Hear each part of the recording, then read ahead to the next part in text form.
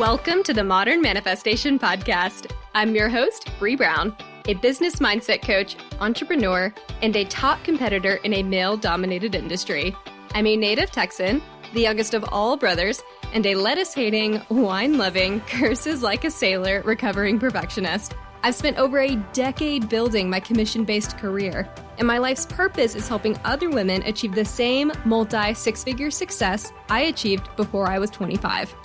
I have a passion for helping women with mindset, money, and manifestation skills to help every young woman realize her full potential.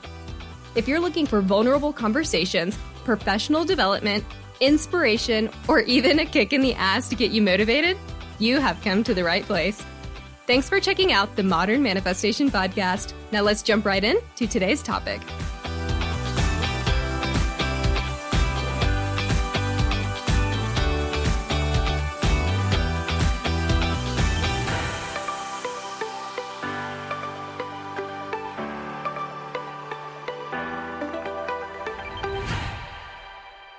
Hello, my friends, and welcome back to the Modern Manifestation Podcast. Thank you to everyone who has left a review lately. I had a new surge of reviews come in, and I really appreciate it.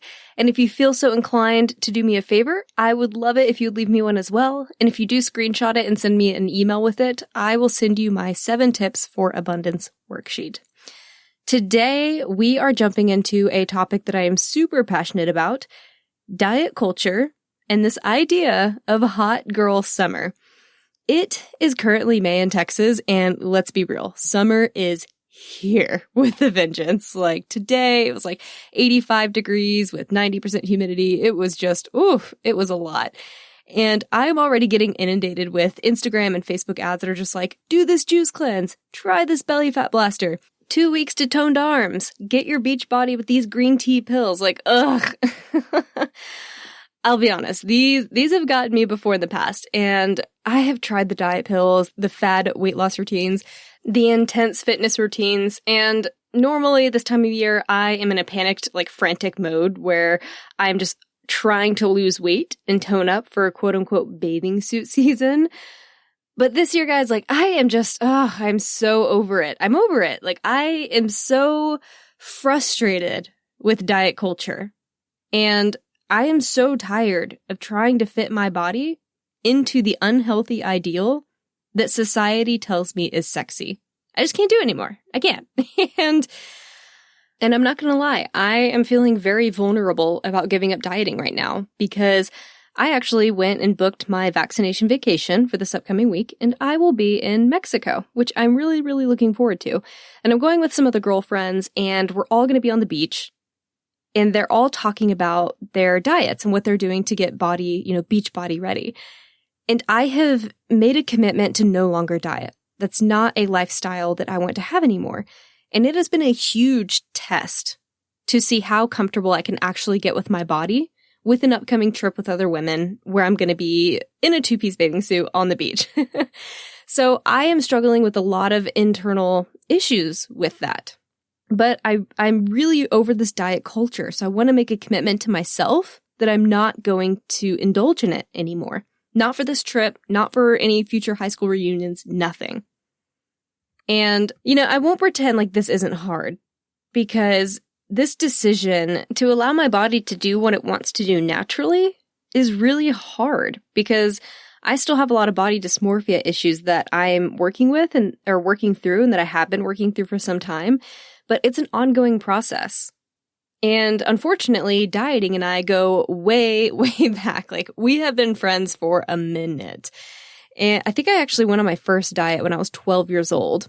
And it was because I was in ballet, and my instructor at the time told me that my hips were too wide for me to ever get a solo with the lift because my legs couldn't fit between the guy's chin and the edge of his shoulders. I couldn't sit there or perch. So I wasn't likely to get any solos that involved lifts.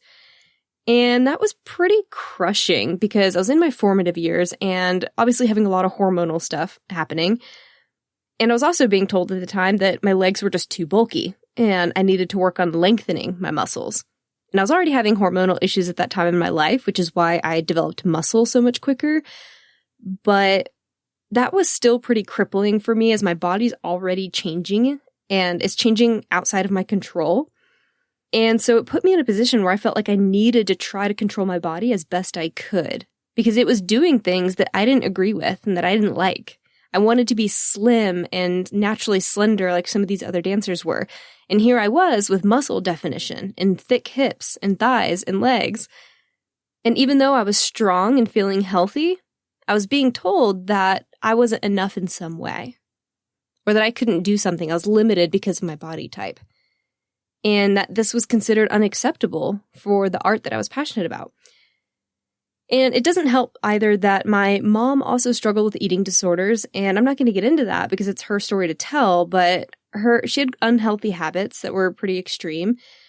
And a lot of that stemmed from the fact that she was overweight in high school and really struggled with the bullying from that. And still, I think that still weighs heavily on her. And unfortunately, as a result, there were comments made about my body when I was growing up that extended from her own fears. And they really impacted how I viewed my body. And put this in combination with the dance comments. And if you tuned into my previous episode about how I manifested Evan, you heard about my bullying. So like all of that was just compounding. And I felt the need to exercise some sort of control in the only way that I thought I could, which was dieting or extreme dieting. And that was how I thought I was taking some of that control back. And then in college, I auditioned for and joined a professional dance team. And as a part of that team, we had to sign contracts that, I shit you not, gave them rights to our appearance. Our hair color, hairstyle, the whiteness of our teeth, how tan our skin was, and especially my weight. They were all dictated by a team stylist. In the first season, I danced with this team for 2 years. In the first season, I kept my weight at about 15% body fat, which is where they wanted it. They wanted it like 16% and below. And so I was considered, in their eyes, quote unquote, ideal that first season. And then in the second season, I had a lot more stress. I was out of college at that point, starting a new job, getting married. Like I just had a lot of things happening. And I was in just a chronic state of stress. And I really struggled to get my body fat percentage below 19%. And as a result, they actually pulled me from court and put me on probation until I got skinnier. So at 19% body fat, this situation just told me that I was worth less than I was at 15% body fat. And fast forward to where I am now, I have since then just really fluctuated between 15 and 30% body fat at any given time. Like these fluctuations can happen in a 6-week time frame. It's pretty crazy, honestly. And I'm just getting so sick of the extreme fluctuations of losing the weight and feeling great and then allowing myself to eat the things that I want and then putting all the weight back on and then feeling shame and guilt and wondering why I can't just stay at that smaller size. It is exhausting. Like I'm just so tired of that fluctuation and I don't want to do it anymore. It's been a huge point of stress for me. And I've also really messed with my hormones in the process by trying to control my weight, by trying to control how much fat I'm eating and, the different types of food I'm eating. They all play into that chemical system, that hormonal system you have. And I've seen the negative impact that this has had on my mental health and my body. So now, at almost 30, I am trying to relearn how to love my body and allow it to normalize at the weight it wants to be. And I'm not going to lie, it is so hard when I have these ideas that have been formed in my mind. So this is probably the hardest thing I've ever done when it comes to mindset work. And I have 2 decades of crap to shake off as I work to really actually accept my body at any size. And I mean actually mean it, like actually accepting my body and not just saying it. Like not just saying like, oh yeah, I'm totally fine with my body, self-love. And then having the thoughts internally that's like, no, but I hate it. I wish it weren't so. Like, I want to get away from that. I want to genuinely love my body. And to be honest, I'm not quite there yet. I'm learning to love my body every day and love it a little bit more, but it's a process. And when you have years of this kind of baggage, you have to unravel it and you have to redefine what health looks like and what a sexy looks like. And I had this epiphany a few months back that really helped me with all of this, and it really sparked this need to change, honestly. And that epiphany was that diets for the purpose of weight loss, not for health reasons, I want to be clear, those are two very different things. Diets for the purpose of weight loss play a part in what we're manifesting when we subscribe to them. The very idea of dieting to change your body stems from a scarcity mindset, believing that you don't have enough of something, enough slimness, enough love at your current state, and not enoughness. You can't appreciate and love yourself and dislike your body. You can't have an abundant mindset and dislike your body. You will only diet if you don't like something about your body, if you want to change it. So dieting, and also I like to call the sneaky little cousin obsessive healthy eater, or like the clean eater, also lowers your vibe. This mindset causes stress, guilt, shame, and it causes you to should all over yourself. I shouldn't eat that. I shouldn't skip cardio. I shouldn't have cheated. Now I have to start over. Shouldn't have had that chip. Shouldn't have had a rest day. The diet mindset is an all or nothing scarcity mindset. How many times do we start a diet, cheat, and then immediately think, oh, I'll just start again next Monday? All or nothing scarcity. And don't let your brain trick you into thinking that obsessing over clean eating is not dieting. It's just, honestly, I feel like that's a more spiritual way to get around the diet culture while still dieting. Like, oh, I'm not dieting. I just really watch what I eat because I want to be super healthy and clean and organic conscious. But in the back of your mind, you still have a lot of those underlying issues and a lot of those emotional issues. It's dieting with a prettier or more acceptable name on it in the spiritual world. So be careful of that. I definitely subscribed to that whole, oh, I'm just eating cleanly, I'm not dieting sort of mindset, but like I was restricting myself in some way for something that wasn't health driven. And unfortunately, society rewards dieters. Like it's a very honorable thing to do in a lot of people's minds. Like if you tell someone you're dieting, they will be like, oh, good for you. Or you're so good. Or, oh, I start mine Monday. Or, oh, which one? I just finished one up. Or I just started this other one. They compliment you, which feeds the ego. And then they also make you feel like you're part of the in crowd. Like, oh, we're all dieting together. We're all trying to improve ourselves. But let's stop doing this to each other and to ourselves. Dieting is not like mindset work, right? Like, I want to support other women that are trying to better themselves, absolutely. But I don't think that dieting is a healthy mindset to be in. And I would like us to stop rewarding people that are restricting themselves in this way and having that scarcity mindset, honestly. And here's one thing a doctor told me that just really blew my mind and put a lot of things into perspective for me about this whole health mindset and dieting and etc. And that's the little nugget that a person who is 200 pounds can have healthier blood work than a person who is 120 pounds at the same height, the same gender, etc. Health has absolutely nothing to do with the tag on your pants. It has everything to do with how you feel and your lifestyle. And I want to feel good. I think Wayne Dyer always says that. I want to feel good. I want to stay active, lift weights, go on walks every morning, and eat pasta, drink wine, and have ice cream if I want it. And my body is going to figure out what size it wants to normalize at. But I won't let myself diet again trying to control that process.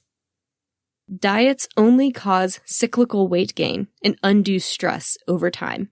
You might have immediate results for 6 months, a year, 2 years, 6 years even, but at some point your body will course correct. And that's why long-term dieting is never permanently effective.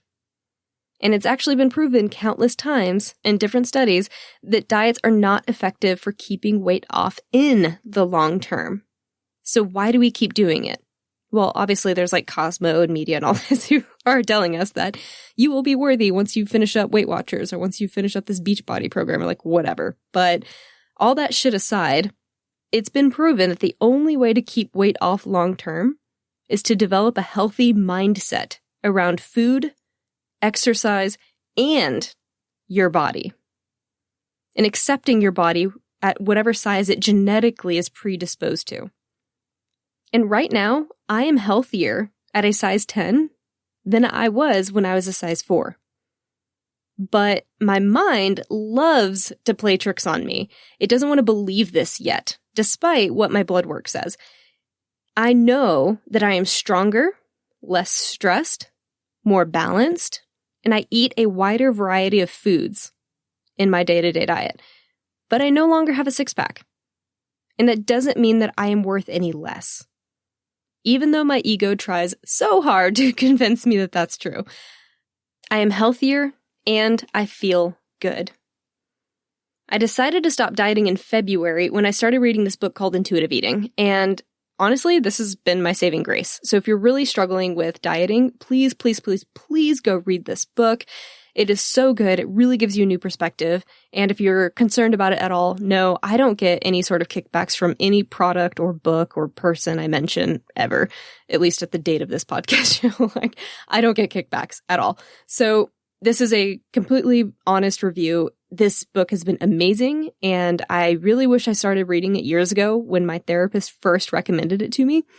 But I guess it's like the saying goes, you don't really pick something up until you're ready for it, and maybe I'm just now ready for it. But the whole concept of this book centers around the fact that your body knows how to maintain a healthy weight if you learn to listen to it and honor your hunger needs and appreciate the natural shape that you're genetically predisposed to.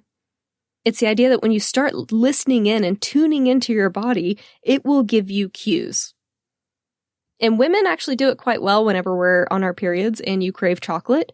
That's usually because your body's craving magnesium, because you lose a lot of magnesium when you're on your monthly cycle. So that right there is a part of us tuning into the body, but we don't do that consistently. Or we allow ourselves to restrict certain things in an effort to try to lose weight, but then we get into that deprivation mindset, which will have a kickback. So this idea of allowing my body to be its natural shape at whatever I'm genetically supposed to be, it honestly has terrified me. And this has been something I'm really, really working through and trying to do the deep inner work to fix or to address. Because I don't know what my body's genetically supposed to look like. I have no idea. My mom has always struggled with dieting and continues to struggle with dieting, and my grandmother is obese. So I will be the first to find out what my body is going to do. And I'm not sure that I'm going to like the answer, and that's hard. But I know that I do not want to become my mother or my grandmother who both struggle with food. I don't want to be the conscious calorie counter like my mom or the food rebel like my grandma. I just want to be healthy. I don't want to be restricted, and I don't want to have to restrict myself ever again trying to fit into a certain dress size that I think is more worthy. So right now, I'm eating whatever my body craves, however much it craves, and when it craves it, without any shoulds attached. And I'm eating a variety of foods that I actually wasn't doing previously. Like, I'm actually eating more vegetables now because I find that sometimes my body just wants it. It's like if you've ever been on a cruise and you eat crappy for a whole week, and then by the end of the cruise, all you want are salads. That's your body telling you, hey, I've had enough of this. I could use some vegetables. Your body will naturally do that same sort of process every day with every meal if you actually listen to it. And the book Intuitive Eating gives you some great advice about learning to handle emotions separately from food as well. Because I know that's a big driver for comfort food a lot of the time, or it's a big driver for why we might be craving a certain food. So it helps you figure out how to detach those two things from one another. And then it talks all about normalizing all foods so that you no longer crave the comfort junk foods. Because instead, it's just food. There is no junk food. It's all just food. You either eat it or you don't, depending on what your body wants. And to speak to this, I actually had an incredible experience recently where historically my go-to evening snack has always been popcorn and ice cream. Love them. It's a texture thing. I love it. And the other day, I realized that without the emotional attachment and comfort that ice cream used to provide, I realized I didn't actually want ice cream every night. And I've been keeping it in the house to allow myself to indulge in it whenever I want, because that's a part of this book, Intuitive Eating, is like, eating something and always allowing it to be openly available to you. That way you no longer have that like Last Supper ideology, which is what they call it whenever you go and binge on something you think you'll never have again. So I've been keeping it around, and I allow myself to eat it whenever I want without shame or guilt, or the idea of allowing it to become a guilty pleasure. So it's no longer like a reward. It's just food. And I was eating it every night for about a month. And then the other day I checked in with my body and found that I did not want ice cream. My body was like, no, we have had a lot. I don't want that anymore. And when I checked in, I noticed that I actually wanted carrots and hummus.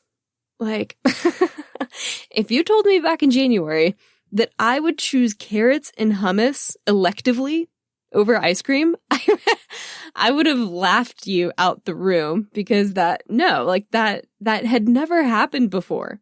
But here I am, listening to my body, knowing that I can have whatever I want.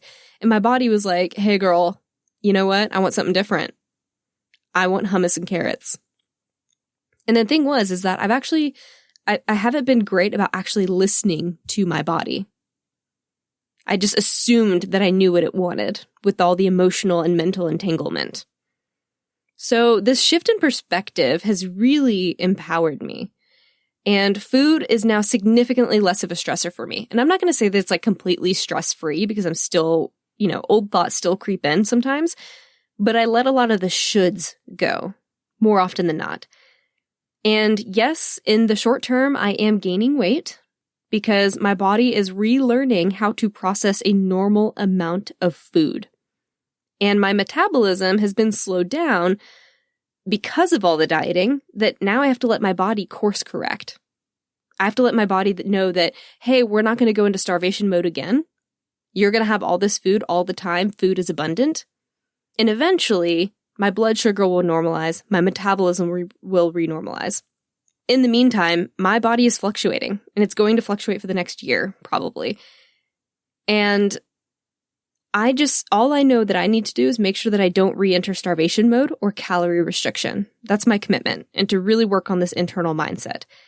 And that means right now, I'm a size 10. I am 3 dress sizes larger than I was at a size 4. And that's okay. And whether or not my body stays at this size or larger, or it stabilizes at a lower weight, I am committed to loving the natural size that my body wants to be. And I will continue to remind myself that Marilyn Monroe was a goddamn sex icon, and she was a size 8 by today's standards. A size 8! And she had fluff in her stomach. Like, I got pictures I'm going to post on Instagram, so by this time tomorrow, there will be an Instagram post with Marilyn Monroe pictures. Swipe through that shit. She is an 8. Not for her entire life, but for a good portion of her life, she was a size 8. And she is still considered one of our biggest sex icons. So I have decided that Hot Girl Summer will have nothing to do with my body this year. I'm over it. I'm so over it. Instead, summer will have everything to do with me working on self-love and getting that hot girl attitude. This summer, I continue to work on loving my body at the size it naturally wants to be. And I hope you do the same. The media won't change until we force them to. And the rise of teenage girls with eating disorders won't stop either, until we stop shaming ourselves and each other. We have to set the example, and it starts from within. We're boss babes. We're already hot at whatever size that we are because we decide that we are. So let's do it for all of us. Let's embrace our bodies at whatever shapes and sizes they naturally want to be, and let's stop judging others for their decisions and their natural body shape. That way we can collectively raise the vibe. Have a fantastic rest of your week, and I will catch y'all next Monday. Until then, go out there and manifest some miracles. Thank y'all so much for hanging out with me today.